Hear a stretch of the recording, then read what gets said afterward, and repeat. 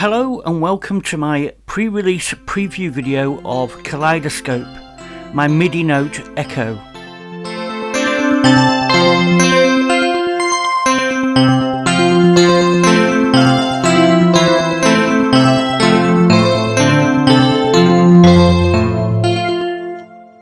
Now I'm sure we're all familiar with what an echo or a delay line does in the audio world.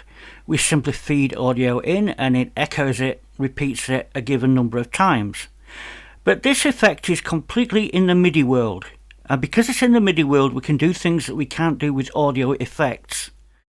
So to demonstrate how this works on a very simplistic level, I've got AUM running here and I've got a copy of FontStack running, and as you can hear I've got a piano font loaded. As you can hear, there's a fair amount of reverb there, but no delay line. I'm just going to show you here that I am actually taking my MIDI input from Kaleidoscope so that we can play notes into Kaleidoscope if I enable the MIDI keyboard here, and the output of Kaleidoscope is directly sent to FontStack. So essentially Kaleidoscope is just sandwiched between your MIDI input and your destination instrument. Now because bypass is turned on, all MIDI is just passed straight through to the destination instrument without Kaleidoscope doing anything. But when I turn bypass off and play some notes,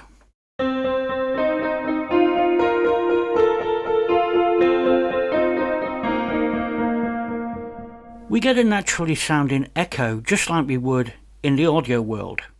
And Kaleidoscope can handle chords as well as notes.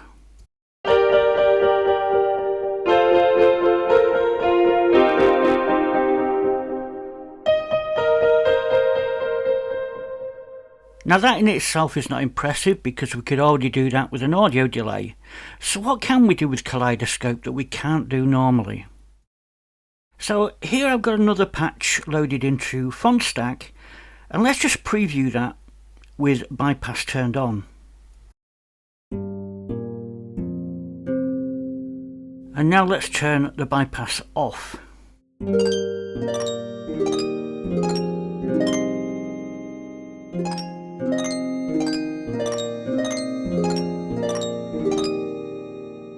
So as you could hear, that was far more impressive. We were simulating a strum there, and that's something that would be very difficult to do within a DAW. Now here is another example of how we can take, say, a single note violin and turn that into more of a orchestral backing. So let's listen with bypass on.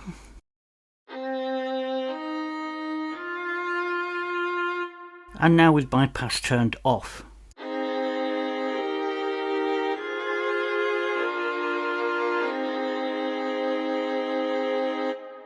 So as you could see here, Kaleidoscope is much more than just an echo or a delay line. It also helps with producing harmonies. And you don't have to worry about programming them in your DAW, you just send your MIDI through Kaleidoscope. Notice here the harmonic minor scale is selected, and Kaleidoscope takes care of forcing all the notes that come through it to the relevant scale. In the following example, beat sync is enabled, which means all incoming notes are actually delayed till the next beat, which means everything is perfectly accurate and on time.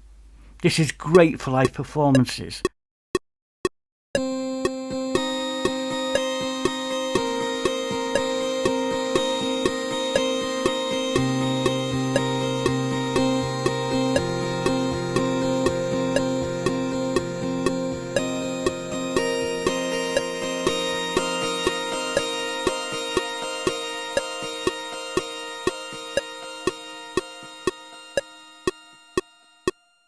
I enabled the metronome there just so you could hear the notes being snapped perfectly aligned to the beat. So let's take a closer look at how easy this app is to use. So to begin with, I'm going to initialize the preset, and I'm just going to play a single note, and so you can hear what happens. So essentially we heard the root note being played. In other words, it went directly through, no repeats. Now we use the repeats button over here on the right to set the number of repeats. So if I set that to 4, we would probably expect to hear 4 individual repeats. But notice we only heard the 1, and that's because the step length needs to specify the distance between each repeat. Now, as you could hear there, the step length was very small. It was 146 milliseconds. But if we prefer to set a step length in beats, we turn on this step sync switch. And now each repeat will have an eighth gap between. Now you notice that all the notes, all the repeats are exactly the same velocity.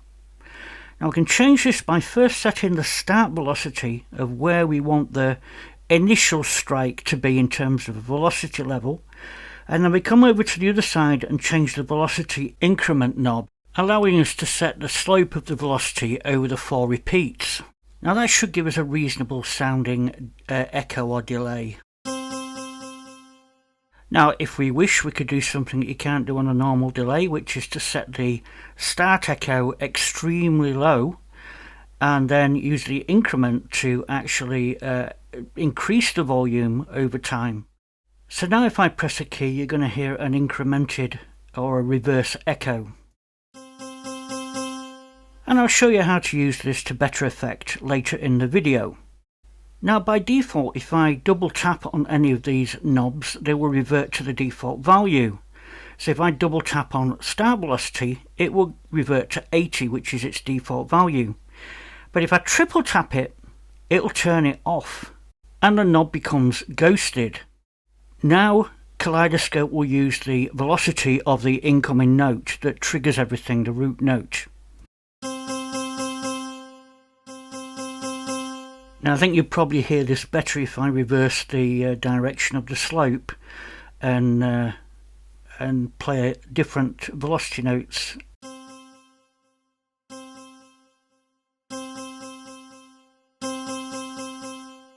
So let's turn start velocity back on again by triple tapping it to re-enable it.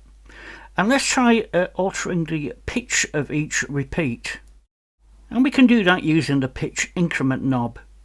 So if I simply set this to 1 semitone plus 1 semitone, you'll hear an incremental scale when I press a key. And let's disable the velocity increment. So every repeated note is 1 semitone higher than the previous note. Now that's not very musical, so let's set that to 4 steps. See what that sounds like. And it would sound just as good if we put the pitch increment down to -4. Now that's great if we're in a major key, but if we're not, we best set a scale, a key and scale. So I'm going to set the harmonic minor scale here. And by setting the scale, you're ensuring that every repeat is forced to the nearest note of that scale. Now let's take a look at how we can create harmonies, such as adding thirds, fifths, sevenths, or even octaves above or below. So let's take a listen now. I've added a harmony to this rock organ, and we'll take a listen before we break it down and see how it's constructed. So this is the raw sound with bypass on.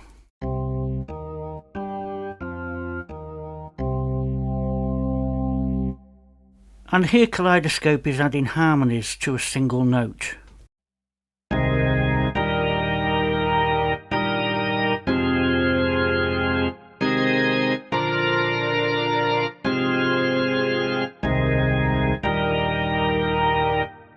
So let's start with an initialized patch and make some changes from there. Now the key to turning Kaleidoscope into a harmonizer is to turn the step length off. That means there's no delay, the notes are played instantaneously. And I'm going to temporarily set this to 12, the repeats. Notice we're on the chromatic scale, and I'm going to set the pitch increment to 1. Now when I play a note, this is going to sound really awful, because we're playing every single note in a chromatic octave. So I'm going to start by turning everything off except the root note, and then slowly turn things on, like the 3rd, 7th and the 10th notes.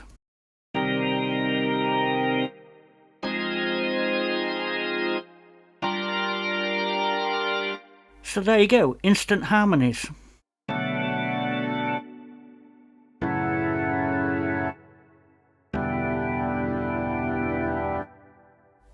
Now you might want to force a particular scale, and you can do that by obviously selecting the scale from this menu here. So I'm going to pick the C minor scale, I think, for this example.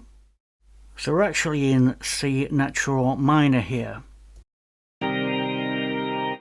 So now we've got a scale selected, Kaleidoscope will automatically push any notes that don't fall into that scale to the nearest note. And just to remind you, these repeat buttons that are highlighted here are specifying the 3rd, 7th and 10th semitone offset from the root, but they are being pushed to the nearest note of the scale if the note falls off the scale. Now this button immediately to the right of the scale button allows us to turn on scale increments. So the number 3, for instance, instead of being the 3rd semitone up from the root, it's a 3rd offset within the scale.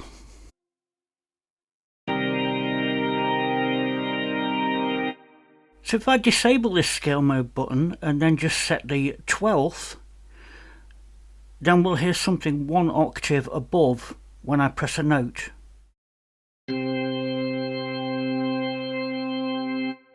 So let's just disable that 12th. And with the 12th semitone enabled.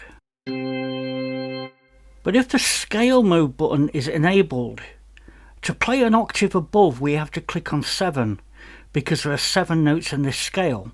So we're going to go up the 7 notes, and then the next note will be an octave above. So in this case, if we select the 3rd repeat button, we'll actually be playing an F. So let's take a look at some of the other features to show you what else can be done using Kaleidoscope. In particular, we can create these gating effects. Let me just demonstrate this to you when I play this sequence.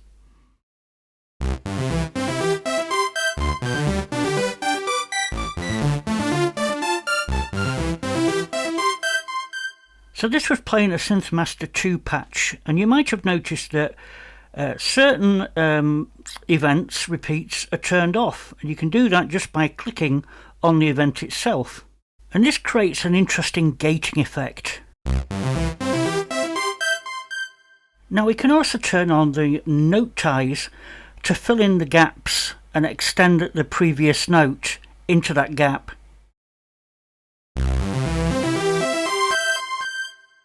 And when I turn ties off again, listen for the gap. Now we can get some interesting results by clicking the note skip, which skips any unselected note.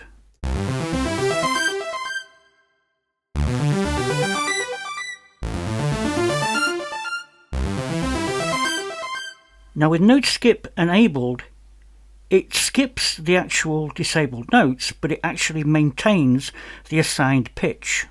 Whereas pitch skip maintains the gap, but doesn't increment the pitch for the disabled notes.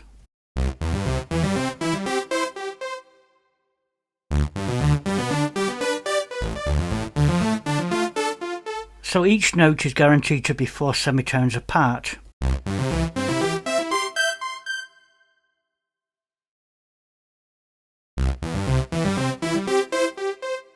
Now Kaleidoscope also has a loop mode which we can enable, and that means that when we hold down a particular key it will repeat that sequence.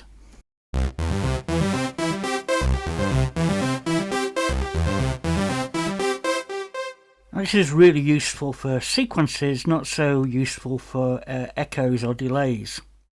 Now I want you to notice whenever I press a key, the sequence will play from start to finish, as long as release is off. And with release turned on,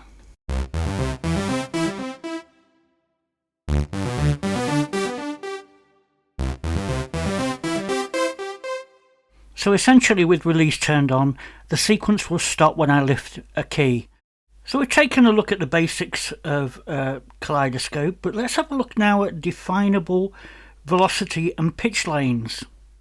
So I'm going to start with this example where we've got a series of 15 repeats as well as the root note, and each repeat is incremented by 4 semitones. Now let's just hear what that sounds like before I change anything.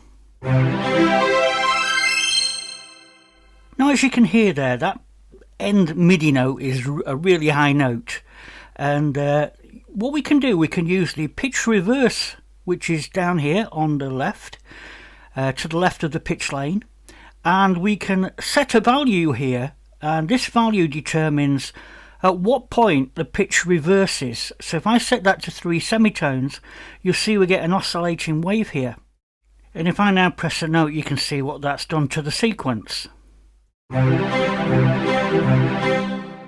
Now we've seen how we can use the velocity increment to create a ramp of velocity.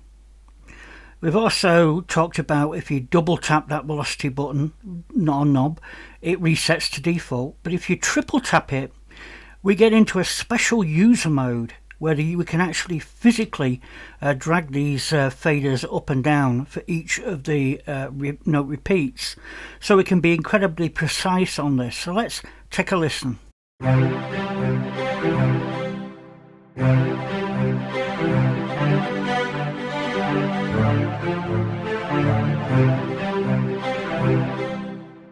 Notice that the start velocity and velocity increment knobs are greyed out in user mode.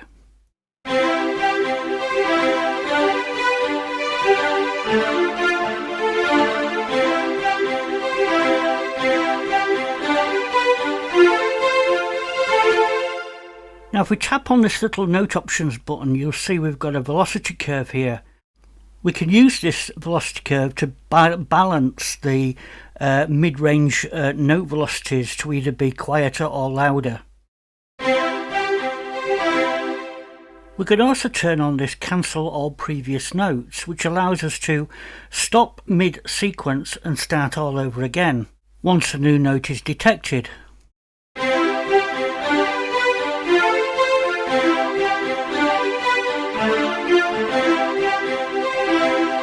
So that in a nutshell is user-defined velocities.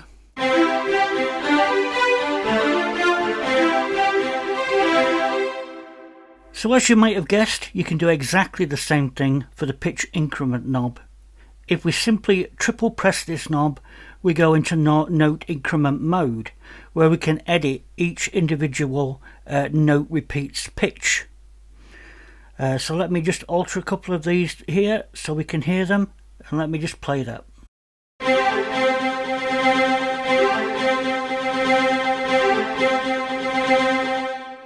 I think you better hear that if I set it to an octave.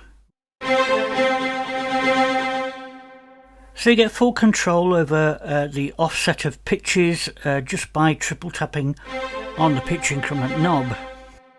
Again, to exit this mode, just triple tap on the pitch increment knob again, and we'll come out of that mode.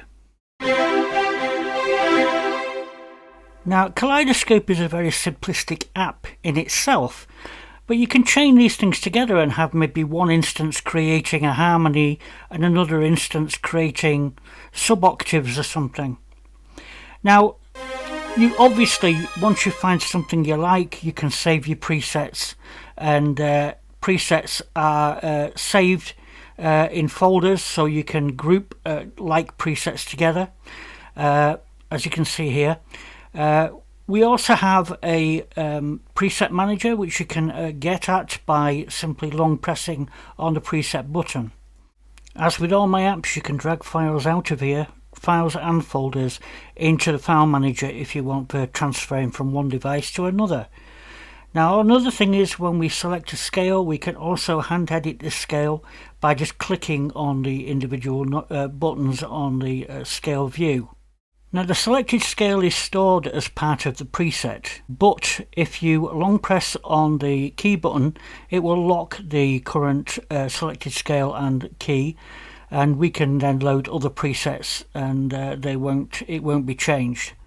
Again, as with most of my apps, you can just long press on the menu button to change the colour set. You've probably seen it change a couple of times within this preview, but yeah, just pick whatever you like. You can even customize your own colours if you wish.